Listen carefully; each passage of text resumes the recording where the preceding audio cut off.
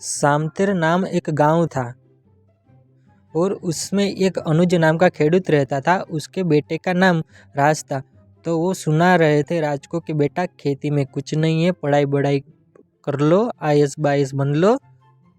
तो राज इत्मीनान से सुन रहा था, परंतु राज को है ना क्या है कि अपने पिता को खेती काम करते हुए अच्छा नहीं लगता है, इसलिए वो पढ़ाई में भी तेज़ है। इसलिए यहाँ पे हर रोज़ हाथ बटाने के लिए आता है। वो हर रोज़ स्कूल में वो देरी से पहुँचता है। वो हर रोज़ सर की डांट खाता है। इसलिए आज उसके पिताजी ने भी कह दिया कि तुम यहाँ अपने हाथ बटाने मत आओ, मैं यहाँ सब कुछ कर लूँगा, तुम अपनी पढ़ाई में ध्यान दो। बट राज को ये अच्छा नहीं लगता था कि उसके पिताजी उसको मना करें, क्योंकि उसे खेती में भी रस था, इंटरेस्ट था।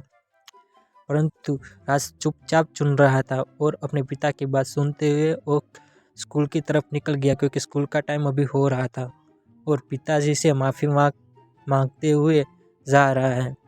और पिताजी ने भी उसे माफ़ कर दिया है कि बेटे पढ़ाई में ध्यान दो। राज बहुत ही तेज़ से दौड़ते दौड़ते हुए जा रहा है, क्योंकि अब स्कूल पहुंचना ज़रूरी है, अब टाइम भी कम है।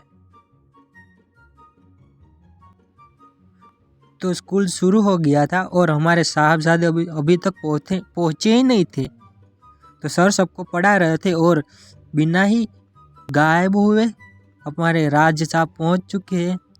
और सर के आओ आओ सर जी आओ, कहाँ थे इतनी देर तक। तो राज कुछ बोला नहीं। तो सर ने कहा क्या तूने गुटखा चबा रखा है, फिर भी बोला नहीं। तो राज का कोई बात नहीं बेटा, आज मैं तुझको एक प्रश्न पूछता हूँ, उसका सही आंसर दिया तो आज तू बच गया, वरना मुर्गा बनाऊंगा। तो राज बहुत ही टेंशन में आ गया और परेशान हो गया। तो सर ने कहा तो राज साहब हम आपको आज शंकर यानी महादेव के बारे में कुछ पूछेंगे, कुछ उसके इक्वेशन करेंगे, तो आपको उस इक्वेशन में भाग लेना है। राज ने कहा मनी मन हाँ सर मैं लूँगा, क्योंकि मुझे आता है, ऐसा मनी मन कहा। तो सर ने पूछा कि बताओ महादेव अपने मस्तिष्क यानी सर पे 3 तिलक क्यों करते थे। तो राज ने कहा कि सर वो मुझे पता है, और उसका मतलब है सत्यम शिवम सुंदरम, यानी कि जो ऊपर का है वो सत्यम, बीच वाला सुंदर, और जो नीचे वाला है वो शिवम, इसलिए सत्यम शिवम सुंदरम।